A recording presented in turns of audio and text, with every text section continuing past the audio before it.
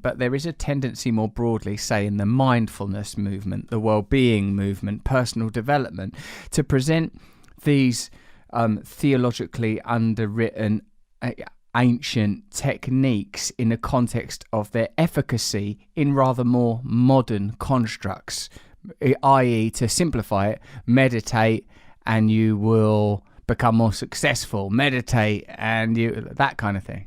That I don't like. I mean, well, I can't say I don't like. The fact of the matter is, transcendental meditation goes back over 5,000 years. It's been available and lost and available and lost. And it always has to, meditation always has to be taught in the language of the time, in the vocabulary of the time and the need of the time. Otherwise, it becomes obscure and irrelevant. So the beautiful thing about real, accurate, true meditation is there's no division between spirituality and consciousness, between mental clarity, between physical health, between self-awareness. It's one continuum. There's not a barrier between the mind and the body and the heart and spiritual aspirations. They're all connected. So if you have a meditation practice that addresses one thing, it's going to address all things simultaneously. That said, if you have a meditation practice that's going to say, you do this mindfulness thing, and then you're going to be more cutthroat in the marketplace. Well, I question the validity of that particular type of meditation that would be so selective. It's not holistic. You pull one leg on a chair and all the other legs come. If you start to meditate and transcend for the purpose of maybe you have high blood pressure, you have migraine headaches. Well, you're also going to wake up the prefrontal cortex, which is the part of the brain that is associated with your sense of self, your spiritual self. So it's all one thing. Yeah, right. I see. You dispute that there are all these divisions, and you think just by teaching people to meditate, they will discover organically. Yeah, I mean, Maharishi Mahesh Yogi, who introduced TM, said a person learning to meditate because they have high blood pressure is just a backdoor to enlightenment. Everything is going to come. All the benefits will come. So whatever the reason is, it's hard to talk to a person about enlightenment if they have migraine headaches. So they learn to transcend, their headaches go, and at the same time, all the other qualities of the brain, all the other qualities of the heart, all the qualities of emotion also unfold and flourish at the same time. Why do you think that is? Why does meditation change people? Well, again, we have to be careful. Meditation writ large, you can't say all meditations are the same, like you can't say all medicines are the same, all vitamins are the same. So there are different approaches according to science. There's three basic types of meditation. One is called focused attention, which is a concentration form of meditation. Another is called open monitoring. That's many mindfulness techniques. And then the third is self-transcending. And if you want, I can go a little bit into each one of those. Yeah. Yeah. Okay. So the analogy that I use, and I've told you many times, is of the ocean.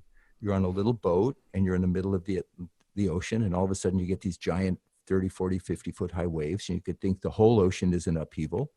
But actually, if you did a cross section, you'd realize the ocean is well over, miles deep. And while the nature of the ocean may be turbulent on the surface, the nature of the ocean at its depth is pretty darn silent. So according to, you could say the mind is similar. The surface of our mind, is this interesting to you? Yeah, really. Everything you say is interesting. So the surface of the mind, the choppy tsunami-esque, some traditions call that the monkey mind. And the monkey is just wandering all over the place, and you have to stop it.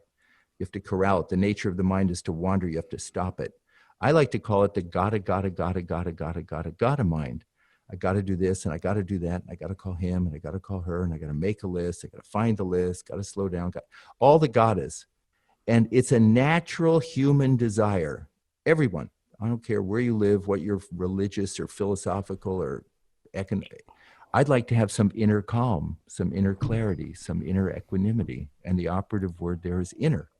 And the question is there such a thing as an inner? And if so, how do you get there? And now, Russell, I'm getting to your question on meditation. And those three types. Three types. And the first type is called focused attention. And focused attention says, using the ocean analogy, if you want to have a calm ocean, What is a disruptor of calm? Waves. So stop the waves, and then you'll have a calm ocean. If you want to have a calm mind, what disrupts a calm mind? Thought. Stop thought. So focused attention, Vipassana is one of these, where you just concentrate and focus on a point in your body, on an emotion, on a thought. When you do that, it creates something called gamma brain waves, which are 20 to 50 cycles per second, your brain working hard. The second approach is called open monitoring. Open monitoring is many mindfulness techniques, as I said. That says thoughts are not necessarily the disruptor of calm, but the content of thoughts can be the disruptor of calm. So if I have a thought about a guy named Joe and I don't know anybody named Joe, But if I have a thought about a guy named Joe and 10 years ago, Joe done me wrong. So open monitoring teaches me to dispassionately observe my thoughts, my moods, be in the present, be mindful, don't be in the past. When you do that, it creates theta brainwaves. TM, Transcendental Meditation, is a third type, and that's self-transcending. And that says thoughts are fine, the ocean is fine, waves on the ocean are fine. Where's the ocean naturally calm? At its depth. Where's the mind naturally calm? We hypothesize deep within everyone is a transcendent level of the mind, which is always and already calm. And this meditation gives access to that. What's the basis? Oh, it's a good answer. What's the basis of that hypothesis that there is calmness at depth? And is there also a scholastic writing that supports the idea of these three types of meditation in addition to the scientific analysis? Yes. The first question, the hypothesis, what's the, how can we make that assumption? Well, we already know that there's a vertical dimension to the mind. We feel things deeply. We love deeply. We hurt deeply. You have an intuition. Russell, someone comes to you and they want to pitch a television idea, and it makes perfectly good sense on the surface. But then somewhere afterwards, when you're just sort of by yourself thinking deeply, your intuition says, I don't think so, Jack. That feeling level, quiet feeling level. So the hypothesis is even deeper than that, far deeper than that, is a level where your mind is already always calm and settled and peaceful and alert. And people have been talking about this for eons. True happiness lies within. The kingdom of heaven is within. Lao Tzu, actually the Old Testament, Isaiah 42 says, be still and know that I am God. Einstein wrote about this. So it's that transcendent experience common throughout time. It's just has been too rare. You think deep within our individual nature, and maybe we can assume our collective nature is a peace that surpasses all understanding, and that through TM we can access it? Yes.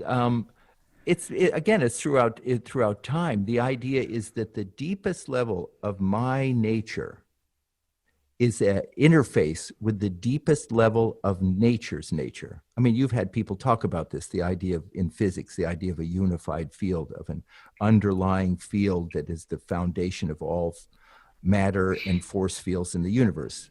Einstein was looking at the end of his life to unify all the fundamental force fields in nature, and he called it a unified field. Well, in the ancient meditation texts, they talk basically about a unified field of consciousness.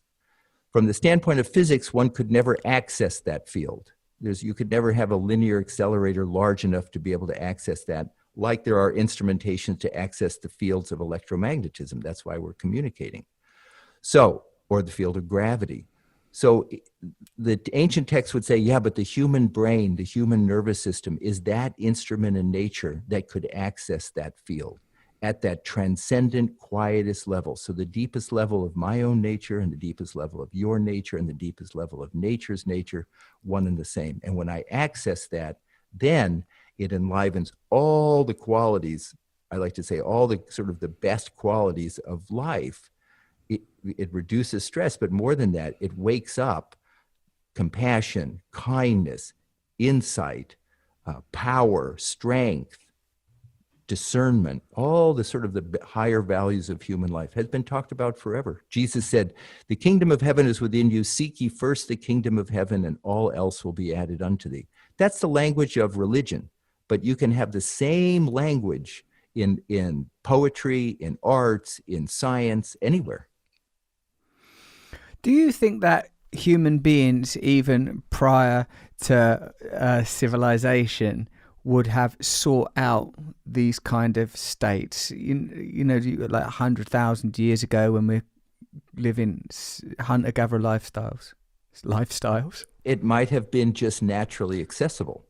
The thing is it might not have been that we had to carve out time in order to do that. We might have been so in tune with nature, with the flow in the seasons and the sunlight, everything, that we might have just naturally lived that.